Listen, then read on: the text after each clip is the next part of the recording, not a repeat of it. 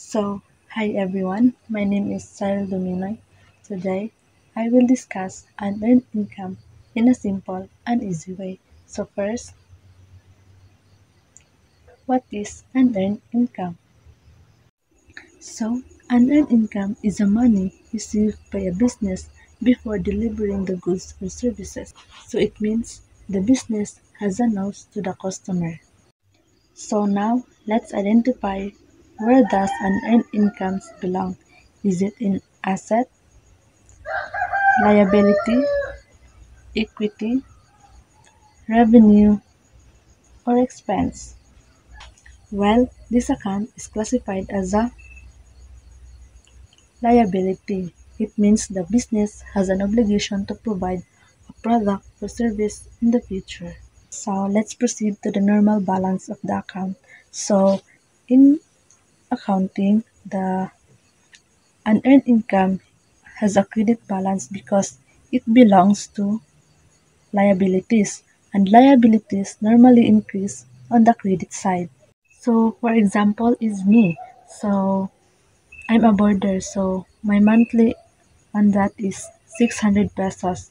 Let's say the owner collects 1,800 pesos in advance. So, that 1,800 is recorded as unearned income.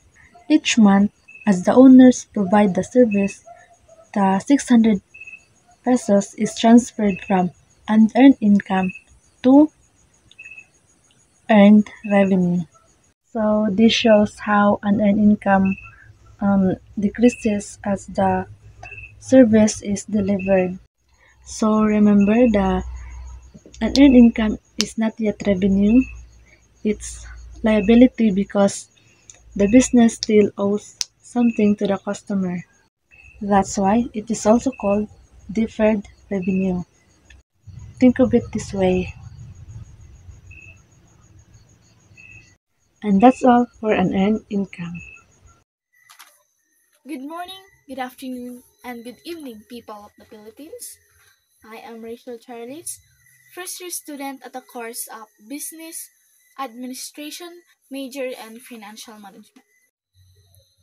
So, when we say equipment or machinery, it is something business uses to do its work. It helps a business make products or give service. So, when we say equipment or machineries, is it an asset, liabilities, revenues, and expenses? Equipment or machineries falls down to asset because asset is owned by a business and has value that can use to generate income in the future. The normal balance of account in accounting is equipment or machinery is debit because equipment is an asset account and all asset account increase with debits and decrease with credits. For example, like this. For example, the Lawrence Bake Shop buys a new oven for 50,000 pesos to bake more breads. To increase the equipment or the machineries account, they make a debit entry. So here, deb- debit to equipment. Debit to equipment account goes up by 50,000 pesos because they bought a new oven. So, credit to cash. The cash account goes down because they paid for the new oven. Hey everyone, I am Carla Marisanduan from BSBA1, and today I will discuss the given topic for me, which is interest expenses. So what is interest expenses? Interest expenses is the cost a company incurs for borrowing money such as loans, bonds, and etc. It represents as the rent paid for the borrowed funds over a specific period.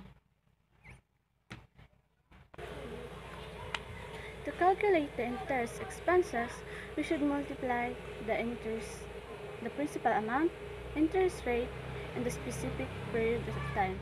For example, a family-owned bakery wants to renovate the store and it cost 100,000 pesos. So the owner decided to loan from a bank 100,000 pesos with an annual interest rate of 10% over 1 year. So here's the calculation. 100,000 pesos multiplied by 10%, which is the interest rate, multiplied by 1 or the 1 year term, the interest expenses will be 10,000 pesos over 1 year. In conclusion, controlling interest expenses is key to good financial health. Lowering the debt and getting better loan terms helps save money, which can be used for important investment and goals. Managing interest expense will lead to lasting financial stability. And that would be all. Thank you.